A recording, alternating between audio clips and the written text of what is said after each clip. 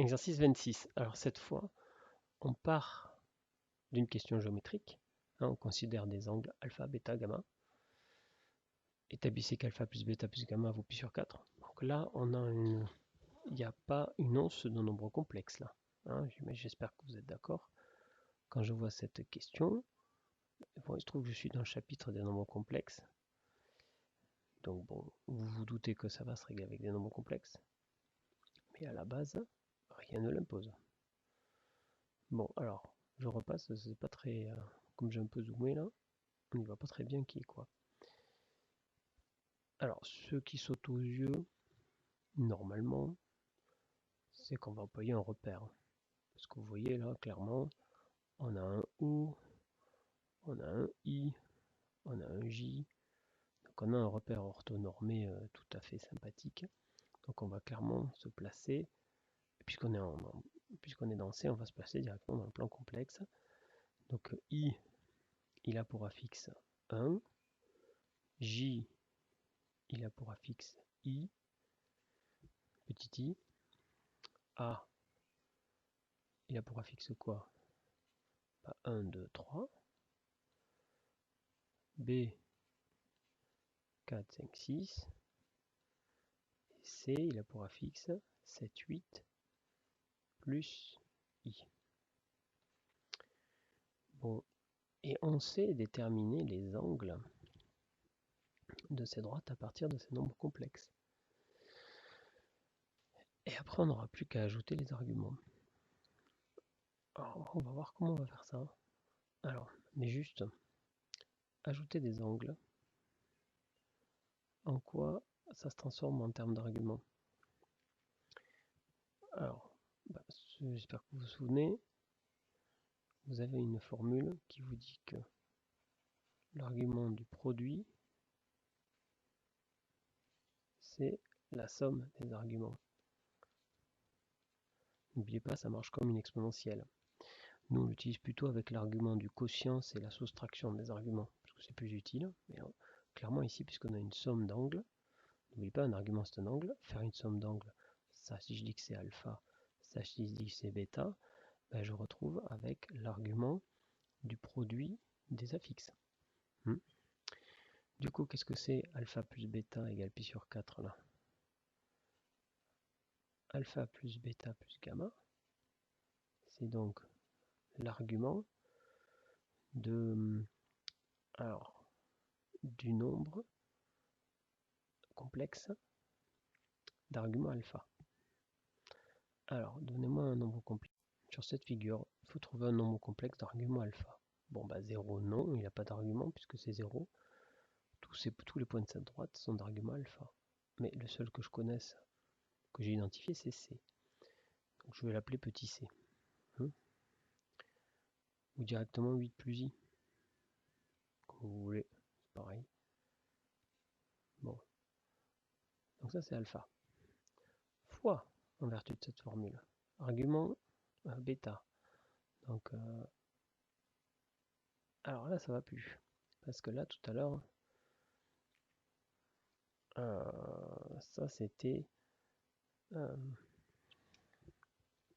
alpha, c'est bien un argument de C. Maintenant bêta c'est pas un argument de C parce que bêta c'est l'angle entre le vecteur AB et le vecteur AC. Donc ça va plus. Il faudrait que je décale. Donc ici il faut que je mette le nombre complexe qui correspond à l'angle bêta, enfin qui a un argument correspondant à l'angle bêta. Et ça c'est, on l'a vu tout à l'heure, on est en train de chercher l'angle AB AC.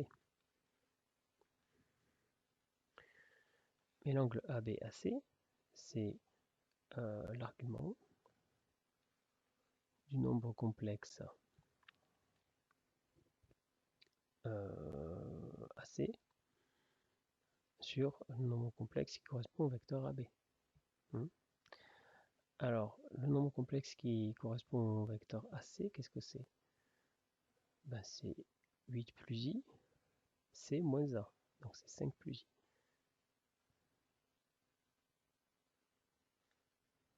Divisé par le nombre complexe qui correspond au vecteur AB, ben c'est B moins A, c'est-à-dire 3.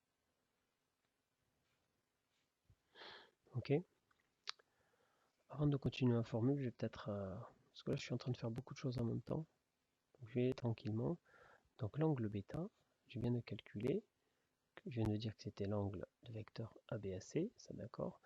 Et l'angle de vecteur ABAC, je sais d'après le cours que c'est l'argument du quotient des affixes de AC et de AB. L'affixe de AC, c'est 5 plus I. L'affixe de AB, c'est 3. C'est simple à regarder. Pour les deux AB, il y a 1, 2, 3. Pour les deux AC, il y a 1, 2, 3, 4, 5 plus I. Bon, tant qu'on y est, faisons pareil pour gamma. Alors gamma, c'est l'angle entre B truc là, ce truc là. Donc bah c'est, je vais lui donner un nom. On n'est pas obligé, on pourrait tout à fait prendre OI. Hein. D'ailleurs c'est ce qu'on va faire. Ça vous donnera une...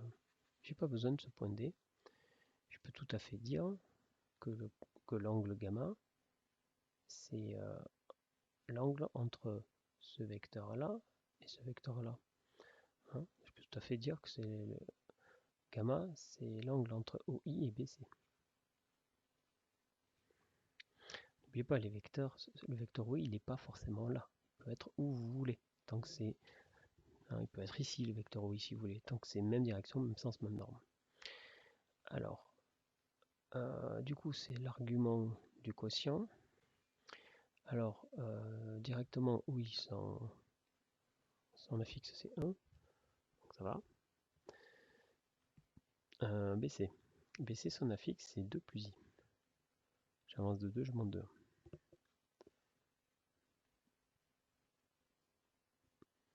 Bien.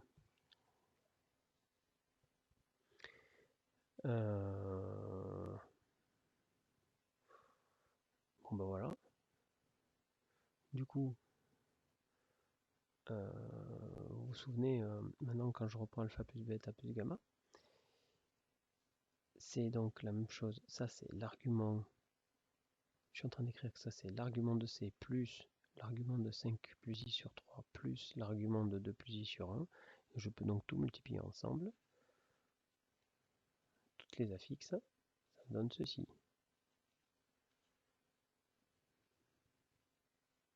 Je mets pas le 1, ça sert à rien. Bon, alors qu'est-ce que ça vaut ça? Bah, je dois multiplier ça. Alors, je vais me débarrasser de cet argument qui est bien lourd. Et je vais me faire mon petit calcul. Donc, je suis en train de calculer 8 plus I fois 5 plus I fois 2 plus I. Alors, il y a un divisé par 3, mais ce divisé par 3, il ne sert à rien, parce que le nombre complexe que je vais obtenir, son argument, peu importe que je le divise par 3, quand je divise par 3, ça n'impacte que le module, ça n'impacte pas l'argument. Regardez, je vais obtenir l'affixe d'un vecteur. Que ce vecteur soit comme ça, ou de norme divisé par 3, c'est bien le même argument. Donc ce divisé par 3, je le laisse de côté, je n'ai rien à faire. Vous pouvez diviser par 3 à la fin si ça vous amuse. J'ai plus qu'à développer ça. Allez, développement. Bon, on va développer les deux premiers. 40, I fois 5, I fois I moins 1. Les parties imaginaires maintenant. 8 plus 5 plus 13i. Tout ça multiplié par 2 plus i.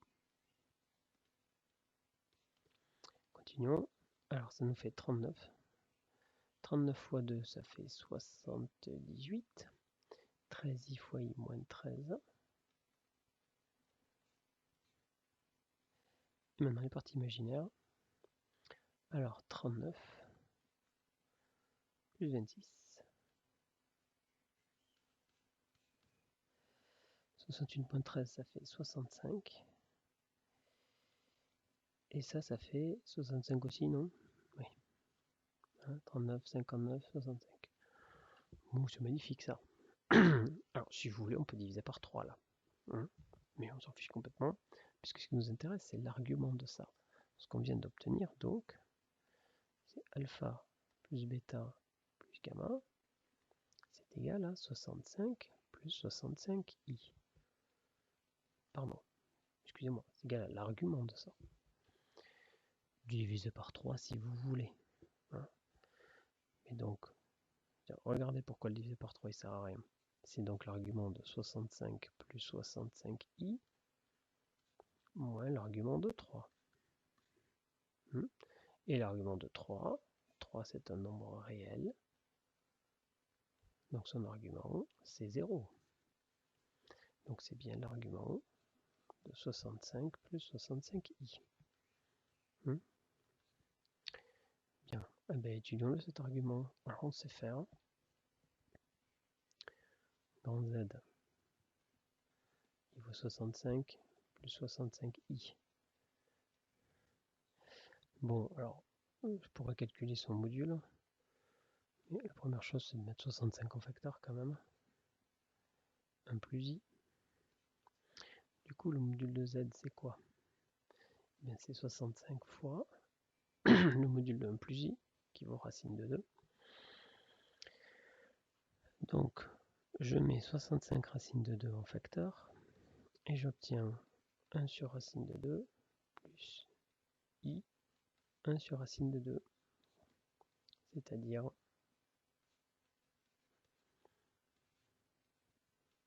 alors, c'est quoi l'argument de ça?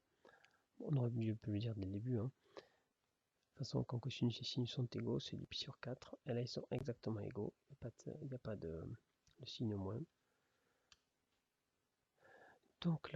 Donc l'argument de 65 plus 65i, c'est pi sur 4. Donc alpha plus bêta plus gamma, c'est pi sur 4. Modulo de pi. Voilà, c'est fait. Alors, modulo de pi. Pourquoi c'est exactement égal à pi sur 4? Là, il faudrait prouver. Pardon. Ce qu'on a prouvé là, c'est juste ça.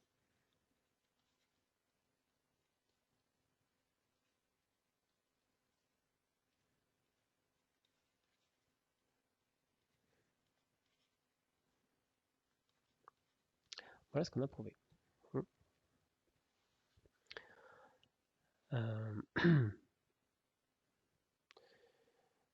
Oui, bah c'est tout, hein, d'ailleurs.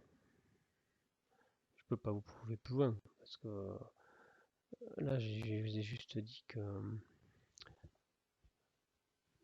Là, le truc est pas très bien écrit, j'aurais dû dire modulo de capi. Modulo de pi. Oui, parce que si vous avez envie de dire que ça vaut 5 pi sur 4, ça marche aussi. 5 pi sur 4, attendez, je vous dis une bêtise, pardon. Pas 5 pi sur 4. Ici, on a pi sur 4. Si j'ajoute pi, j'ajoute 4 pi sur 4, donc 5 pi sur 4, c'est là. Et donc, si j'ajoute 2 pi, 9 pi sur 4. Voilà. Bon, dans tous les cas, on a bien démontré ce qu'il fallait. Et du coup, fin de l'exercice.